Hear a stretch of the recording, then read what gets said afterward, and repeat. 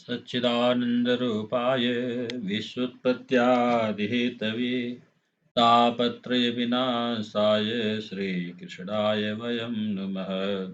परम मंगलमय परात्पर पारब्रह्म परमेश्वर अखिलेश्वर अकारण करुणा करने वाले भक्त वांछा कल्पतर नंद नंदन पीताम्बरधारी भगवान श्री कृष्ण के चरणों में कोटि साष्टांग प्रणाम करते हुए मित्रों, आज गुरुचरण से गुरुपदेश से जो ज्ञान प्राप्त है मित्रों, उसी में से कुछ बिंदुओं का निवेदन मैं आपसे निवेदित करता हूं मित्रों, और अपनी वाणी रूपी पुष्प भगवान श्री कृष्ण के चरणों में अर्पित करते हुए आज भाद्रपद मास की जो एकादशियां हैं उसके महत्व के बारे में, उसकी व्रत कथा के बारे में आपसे निवेदन करता हूं मित्रों। मित्रों, समस्त पापों और कष्टों को नष्ट करके हर प्रकार की सुख समृद्धि प्रदान करता है भाद्रपद मास के कृष्ण पक्ष की अजय एकादशी का व्रत। आज भगवान विष्णु के उपेंद्र स्वरूप की पूजा आराधना की जाती है। व्रत और पूजा का विधान तो सभी एकादशियों का एक ही है मित्रों, और यह एकादशी भी इसका अपवाद नहीं है, अर्थात ऐसे इसमें भी पूजन होता है मित्रों। तो धर्मराज युधिष्ठिर ने विनय पूर्वक भगवान श्री कृष्ण ने कहा, हे देवकी नंदन, आप अब मुझे भाद्रपद मास के कृष्ण पक्ष की एकादशी के बारे में बतलाइए। इसका क्या नाम, विधान तथा महात्म्य है, यह जानने की मेरी बड़ी प्रबल इच्छा है। भगवान श्री कृष्ण ने कहा, हे कुंती पुत्र, जन्म जन्मांतर के सभी प्रकार के समस्त पापों को नष्ट करने वाली इस एकादशी का नाम अजय एकादशी है। इसके व्रत को करने से मनुष्य सब पापों से मुक्त हो जाता है। जो मनुष्य इस दिन भगवान ऋषिकेश का पूजन करता है उसको अवश्य वैकुंठ की प्राप्ति होती है। अब मैं इसकी कथा कहता हूँ, आप ध्यान पूर्वक सुनिए। सतयुग में सूर्यवंश में सत्यवादी हरिश्चंद्र नाम के एक महान प्रतापी चक्रवर्ती सम्राट थे। एक बार उन्होंने अपना संपूर्ण राज्य राजर्षि विश्वामित्र को दान कर दिया और दक्षिणा चुकाने के लिए अपने पत्नी, पुत्र तथा स्वयं को दास के रूप में बेच दिया। राजा शमशान में चांडाल का दास बनकर सत्य को धारण करता हुआ मृतकों का वस्त्र ग्रहण करता रहा, मगर किसी प्रकार भी सत्य से विचलित नहीं हुआ मित्रों। कई बार राजा चिंता के समुद्र में डूबकर अपने मन में विचारने लगता कि मैं कहाँ जाऊं, क्या करूं जिससे मेरा उद्धार हो। इस प्रकार राजा को कई वर्ष बीत गए।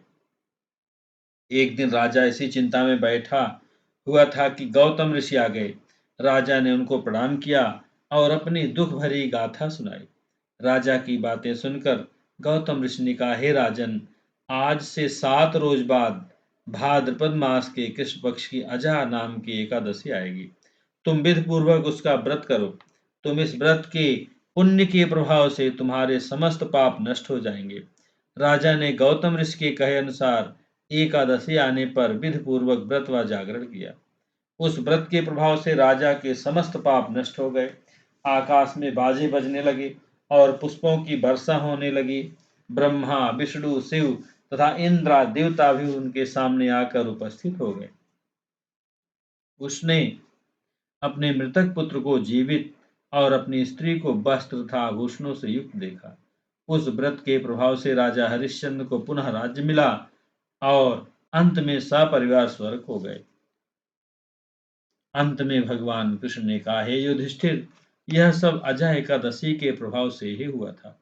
जो मनुष्य विधि पूर्वक इस व्रत को करते हुए रात्रि जागरण करते हैं, उनके समस्त पाप नष्ट होकर अंत समय में स्वर्ग लोक की प्राप्ति होती है। इस एकादशी की कथा के श्रवण मात्र से ही अश्वमेध यज्ञ का फल मिलता है मित्रों। इसके बाद वामन एकादशी की कथा मैं आपसे निवेदित करता हूं मित्रों। धर्मराज युधिष्ठिर ने कहा, हे माधव, भाद्रपद मास के शुक्ल पक्ष की एकादशी का नाम, विधि विधान तथा महात्म विस्तार पूर्वक जानने की मेरी अभिलाषा है। तब भगवान श्री कृष्ण ने कहा, हे राजन, सब पापों को नष्ट करने वाली और स्वर्ग प्रदायक उत्तम वामन एकादशी का महात्म्य मैं तुमसे कहता हूँ, ध्यान पूर्वक सुनो। यह एकादशी जयंती एकादशी भी कहलाती है। इसका व्रत करने से वाजपेयी यज्ञ का फल प्राप्त होता है। पापियों की पाप नाश करने के लिए इससे बढ़कर कोई अन्य उपाय नहीं है। जो मनुष्य इस एकादशी के दिन मेरे वामन रूप की पूजा करता है, वह तीनों लोकों की पूजा कर लेता है। मोक्ष की इच्छा रखने वाले मनुष्य इस व्रत को अवश्य करें। जो कमल नयन भगवान का कमल से पूजन करते हैं, वह अवश्य भगवान के समीप जाते हैं। जो भाद्रपद शुक्ला एकादशी को व्रत और पूजन करता है, उसे ब्रह्मा और विष्णु सहित तीनों लोकों का पूजन करने का पूर्ण फल प्राप्त होता है। सभी को इस परिवर्तनीय एकादशी का व्रत अवश्य करना चाहिए,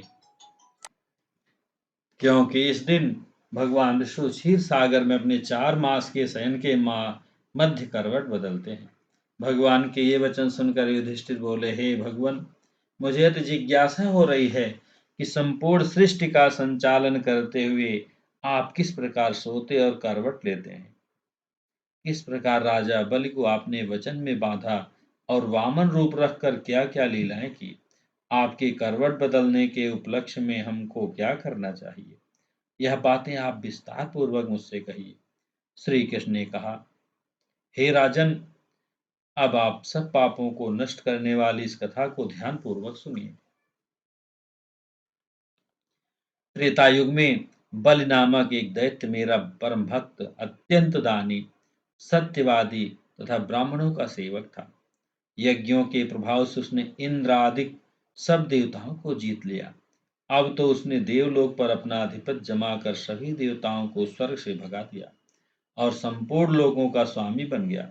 आकाश, पाताल और पृथ्वी तीनों ही लोग उसके अधीन हो गए। तब देवर्षियों सहित इंद्राज सब देवता भगवान के पास जाकर उनका पूजन और स्तुति करने लगे। उन्होंने राजा बल के अत्याचारों से मुक्ति दिलाने की भगवान से प्रार्थना की।